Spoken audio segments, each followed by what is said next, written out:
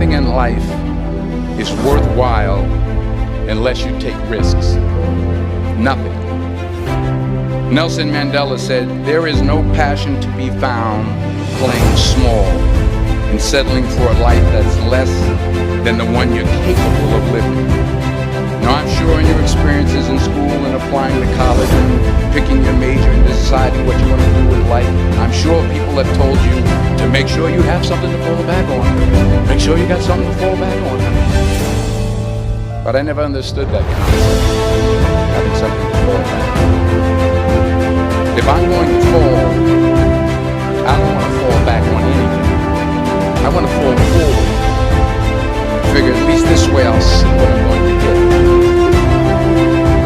Without consistency, you'll never finish.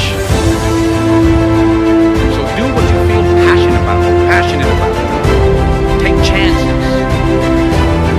Don't be afraid to fail. There's an old IQ test with 9 dots, and you had to draw 5 lines with a pencil within these 9 dots without lifting the pencil. The only way to do it was to go outside the box. Don't be afraid to think outside the box. Don't be afraid to fail big, to dream big. But remember, dreams without goals are just dreams. Reggie Jackson struck out 2,600 times in his career, the most in the history of baseball. But you don't hear about the strikeouts. People remember the home runs.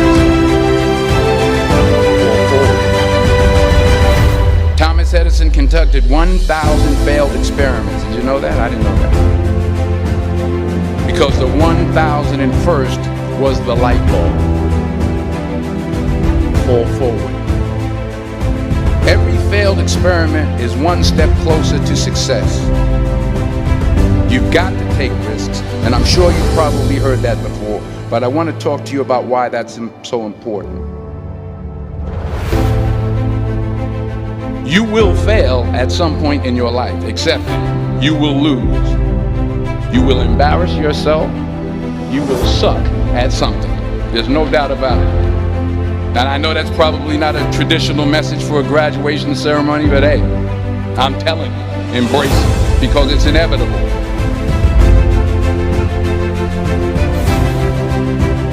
In the acting business, you fail all the time. Early on in my career, I auditioned for a part in a Broadway musical.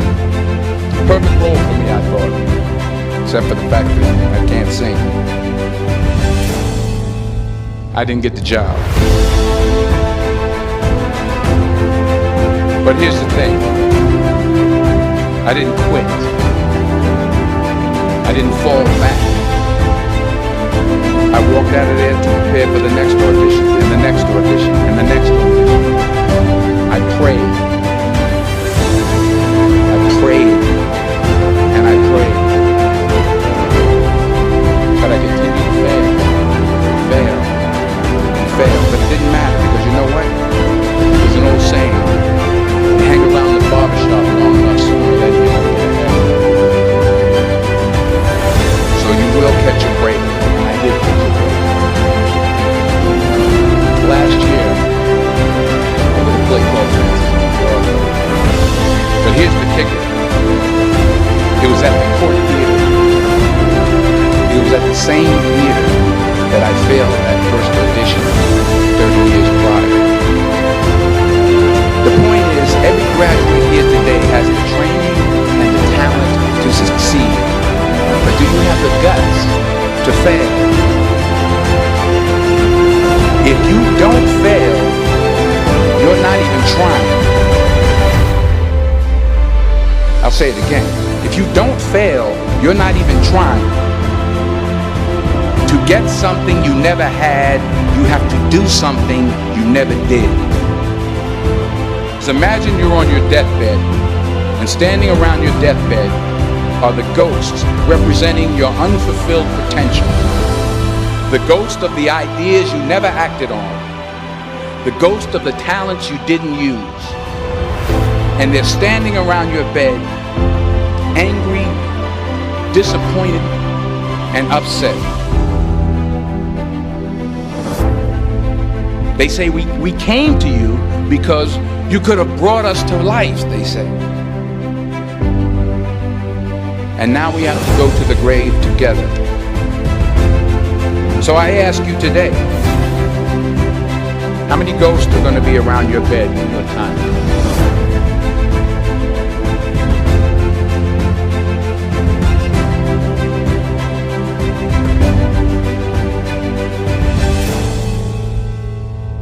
I just got back from South Africa. It's a beautiful country. But there are places there with terrible poverty that need help. And Africa is just the tip of the iceberg. The Middle East needs your help. Japan needs your help. Alabama needs your help. Tennessee needs your help. Louisiana needs your help. Philadelphia needs your help.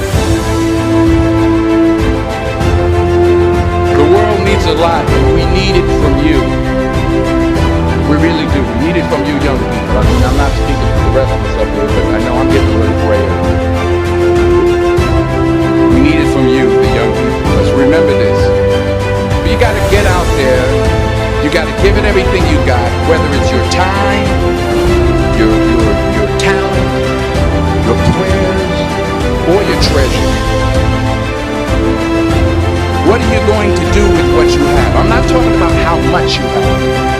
Some of you are business majors, some of you are theologians, nurses, sociologists. Some of you have money, some of you have patience, some of you have kindness, some of you have love, some of you have the gift of long suffering, whatever it is, whatever your gift is. What are you going to do with what you have? All right, now here's my last point. Sometimes it's the best way to figure out where you're going. Your life will never be a straight path. I began at Fordham University as a pre-med student. I took a course called cardiac morphogenesis. I couldn't read it, I couldn't say it, I sure couldn't pass it. So then I decided to go into pre-law, then journalism. And with no academic focus, my grades took off in their own direction.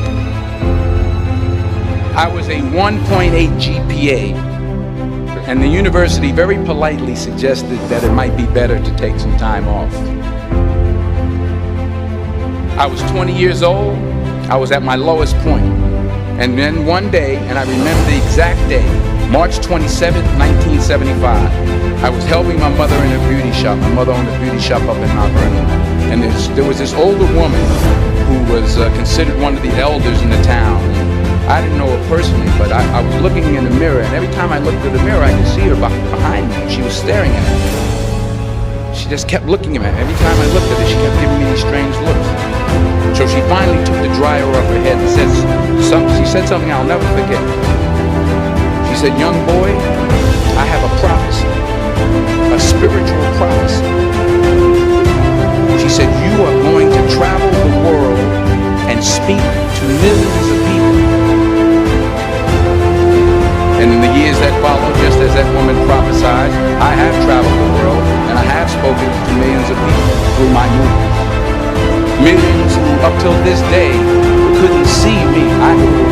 Up till this day, I couldn't see while I was talking. And they couldn't see me. They couldn't see the movie. They couldn't see the real me. But I see you today. And I'm encouraged by what I see. And I'm strengthened by what I see.